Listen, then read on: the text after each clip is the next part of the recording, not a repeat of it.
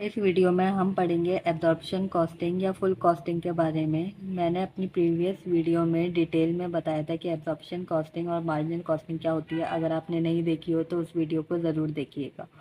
तो अब absorption costing का एक छोटा सा रिव्यू लेते हैं, जिसमें हम क्या करते हैं कि एक इनकम स्टेटमेंट की तरह ही नॉर्मल बनती है, जिसमें हम वेरिएबल मैन्युफैक्चरिंग कॉस्टिंग में वेरिएबल कॉस्ट और फिक्स कॉस्ट दोनों लिखते हैं। तो अगर मैं सॉल्व करूं तो आपको पता चल जाएगा कि इसको किस तरीके से सॉल्व करना है। तो मेरे पास यहाँ एक क्वेश्चन है जो आपको विजिबल हो रहा हो।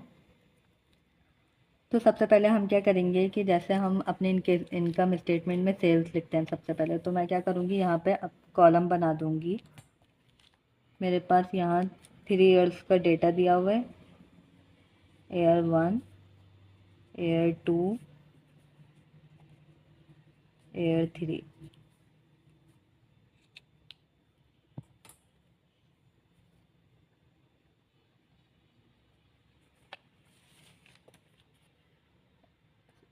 एब्जॉर्प्शन कॉस्टिंग करने से पहले सबसे पहले हम क्या करेंगे कि इसकी इन्वेंटोरिएबल कॉस्ट फाइंड आउट करेंगे।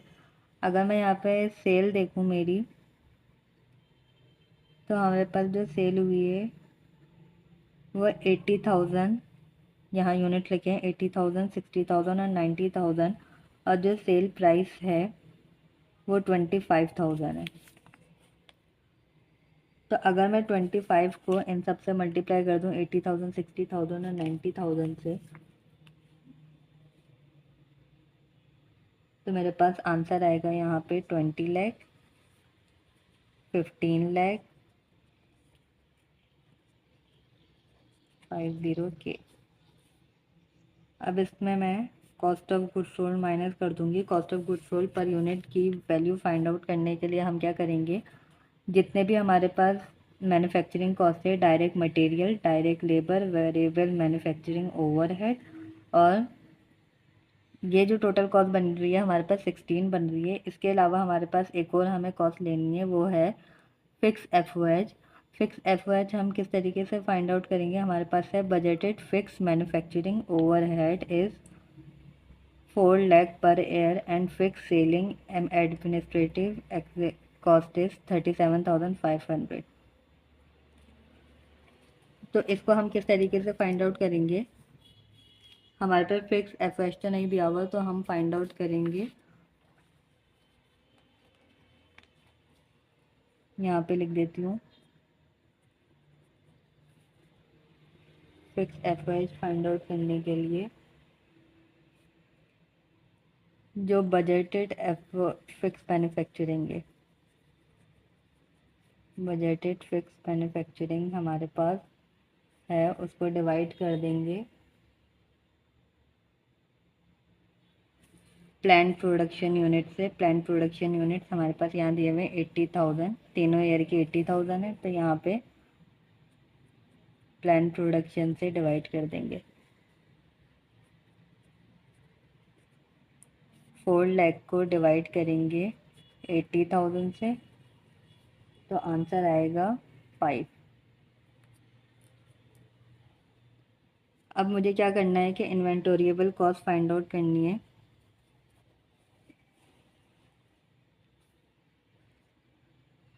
इन्वेंटोरिएबल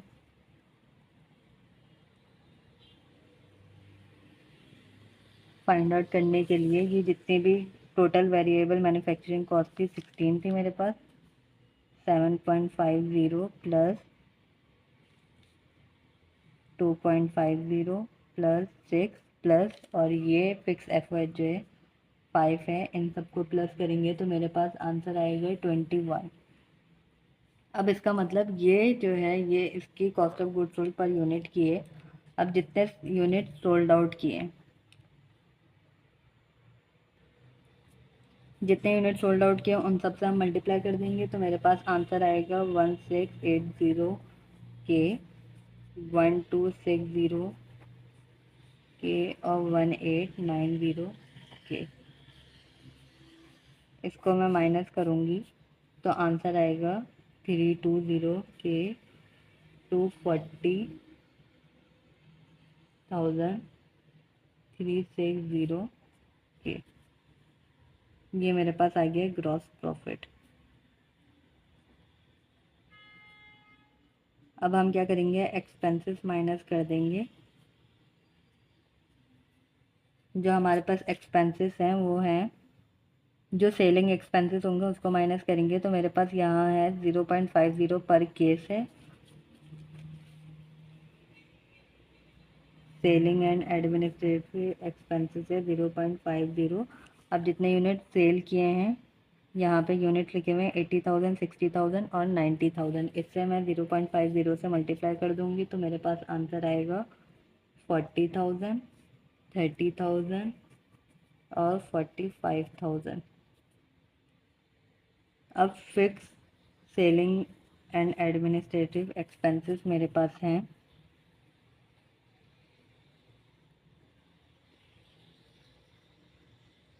37,500, 37,500, 37,500, 37,500।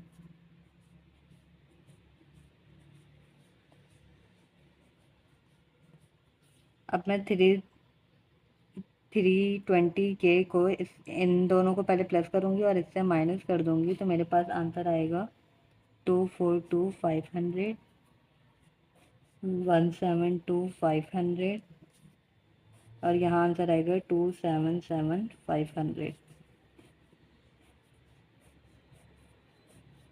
तो एब्जॉर्प्शन कॉस्टिंग का मेरा जो आंसर है वो ये आएगा। इसका मतलब ये है कि जितने भी selling expenses, selling variable expenses होगा या फिक्स एक्सपेंसेस वो हम बाद में माइनस करेंगे, और जो मैन्युफैक्चरिंग का वेरिएबल और फिक्स है उसको हम पहले माइनस कर देंगे। एब्जॉर्प्शन कॉस्टिंग में इस तरीके से करता है। अब हम नेक्स्ट मेथड पर आ जाते हैं, मार्जिनल कॉस्टिंग पे। अब नेक्स्ट मेथड जो है हमारे पास मार्जिनल कॉस्टिंग का है। मार्जिनल कॉस्टिंग में हम सबसे पहले क्या करेंगे कि सेल लिखेंगे। हर ईयर की जो सेल है उससे उस यूनिट से मल्टीप्लाई कर देंगे तो 25 है। 25 को 80,000 से मल्टीप्लाई करेंगे तो 20 लाख, 60,000 से मल्टीप्लाई करेंगे तो 15 लाख और 90,000 से करेंगे तो 2250 के। अब क्या करेंगे कि इसकी जो इन्वेंटोरिएबल कॉस्ट है इसमें क्या करेंगे, जितने भी वेरिएबल कॉस्ट है उनको पहले माइनस कर देंगे। तो हम क्या करेंगे, डायरेक्ट मटेरियल, डायरेक्ट लेबर और वेरिएबल मैन्युफैक्चरिंग ओवरहेड, ये तीनों हमारी वेरिएबल कॉस्ट है। और एक variable selling and administrative cost, ये भी हमारी वेरिएबल है। तो इन चारों को हम क्या करेंगे, सबसे पहले माइनस कर देंगे। तो हमारे पास जो direct material, direct labour, variable और FOH है वो 16 है। तो ये मैन्युफैक्चरिंग की है तो सबसे पहले क्या करेंगे, हम 16 से मल्टीप्लाई कर देंगे सारे यूनिट्स को। तो हमारे पास आंसर आएगा 1280 के, 960 के, 1440 के। इसको माइनस करेंगे तो हमारे पास आंसर आएगा, फिर उसके बाद क्या करेंगे, ये जो variable selling and administrative cost है 0.50, इसको भी मल्टीप्लाई कर देंगे यूनिट से।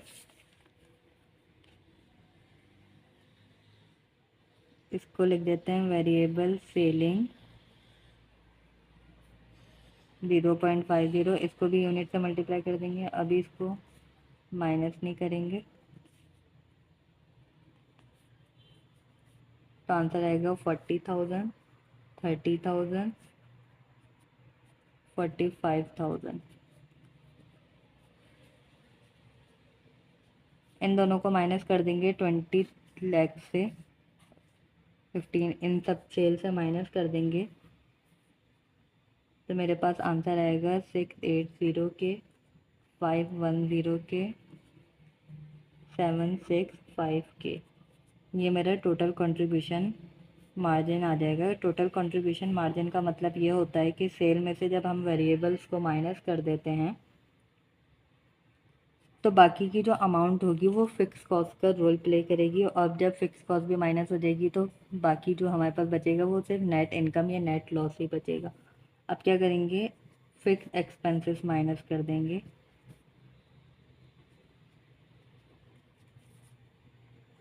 एक हमारे पास है फिक्स एफओएच और फिक्स सेलिंग एफओएच।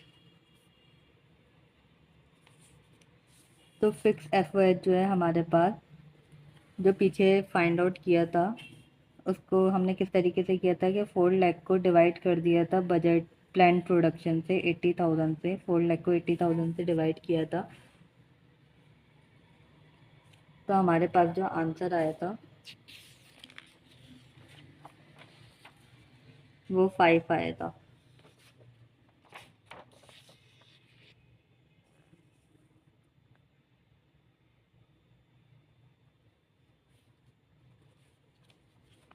तो 5 को जब, तो ये 4 लाख है फिक्स एफआई, तो मैं यहाँ पे 4 लाख ही लिख दूँगी। 4 लाख, 4 लाख, 4 लाख, इसको भी माइनस कर देंगे।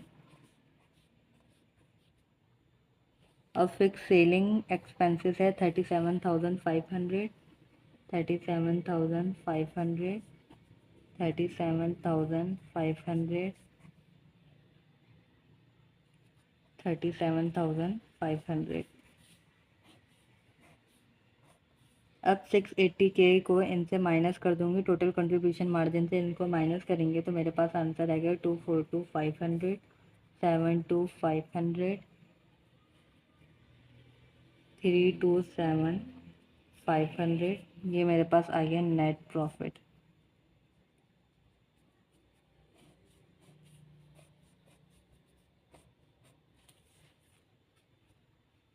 अब जो नेक्स्ट मेरे पास क्वेश्चन में कंडीशन है वो ये है कि मुझे रिकंसाइल करना है। रिकंसाइल किस तरीके से करेंगे? रिकंसिलेशन एयर 1 का करेंगे कि एब्जॉर्प्शन एफओएच, एब्जॉर्प्शन एफओएच मतलब कि मुझे रिकंसिलेशन किस तरीके से करना है कि जो दोनों मेथड मैंने किए हैं, मार्जिनल कॉस्टिंग और एब्जॉर्प्शन कॉस्टिंग, उन दोनों में जो डिफरेंस आ रहे हैं उनको फाइंड आउट करना है। तो एब्जॉर्प्शन एफओएच का जो एयर 1 के जो यूनिट्स हैं मेरे पास 80,000 है, 80,000 को मल्टीप्लाई कर दूंगी एफओएच से। तो फिक्स एफओएच जो मैंने फाइंड आउट किया था, फिक्स एफओएच मैंने जो फाइंड आउट किया था वो 5 था, तो 5 से मल्टीप्लाई कर दूंगी।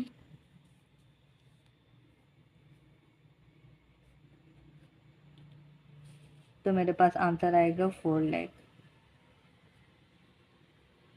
अब मार्जिनल का जो एफओएच है, मार्जिनल का फिक्स एफओएच है 4 लाख, इन दोनों को माइनस कर दूंगी तो मेरे पास आंसर आएगा 0। इसका मतलब इन दोनों में कोई डिफरेंस नहीं है। फिर उसके बाद नेक्स्ट ईयर का देखूंगी, ईयर 2,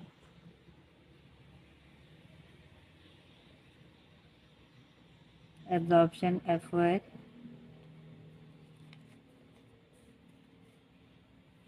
नेक्स्ट ईयर में जो मेरे पास है 60,000 यूनिट्स हैं, ये 80,000 है, 60,000 यूनिट्स हैं। 60,000 को 5 से मल्टीप्लाई करूँगी तो मेरे पास आएगा 3 लाख। और मार्जिनल एफओएच, मार्जिनल एफओएच है मेरे पास 4 लाख। 3 लाख में से 4 लाख माइनस कर दूंगी तो मेरे पास आंसर आएगा 1 लाख।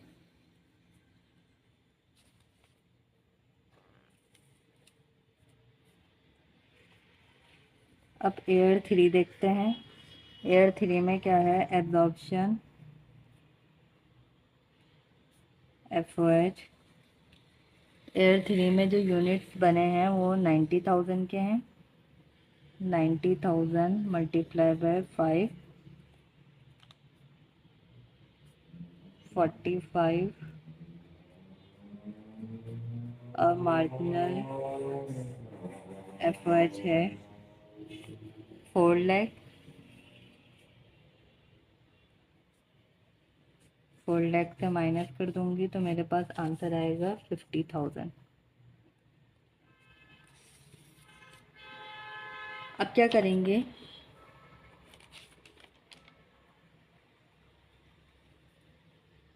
कि अगर मुझे देखना है कि मेरा आंसर सही है क्या नहीं, तो मैं क्या करूँगी कि जो मेरे मार्जिनल और इसके आंसर आए हैं एब्जॉर्प्शन के, उन दोनों को माइनस करूँगी। अगर उन दोनों के आंसर मेरे रिकन्सिलेशन के साथ मैच हो रहे हैं तो इसका मतलब मेरा आंसर सही है। नेट प्रॉफिट लिख रही हूँ दोनों के यहाँ पे। एब्जॉर्प्शन का जो नेट प्रॉफिट है मेरे पास 242,500 है, और इसका भी 242,500 है। एब्जॉर्प्शन का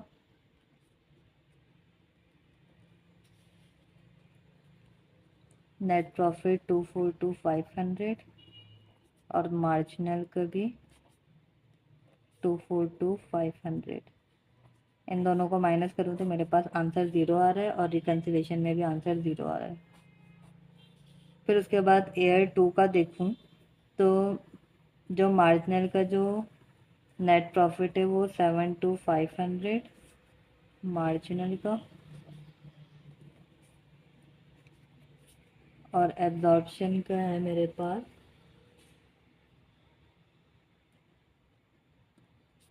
1,725,500।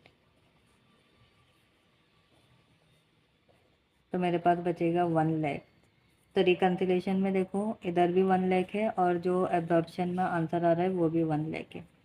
जो नेट प्रॉफिट को अगर माइनस करके आंसर आ रहा है वो भी 1 लाख है। फिर उसके बाद एयर 3 में देखो एब्जॉर्प्शन का और मार्जिनल का नेट प्रॉफिट, मार्जिनल का नेट प्रॉफिट है 327,500 यहाँ लिखा हुआ है, और एयर 3 का देखो 277,500। 277,500 इन दोनों को माइनस करो तो आंसर आ रहा है 50,000। और एयर 3 का जो रिकन्सिलेशन किया है उसका भी आंसर 50,000 है। इसका मतलब इन तीनों के आंसर बिल्कुल ठीक है।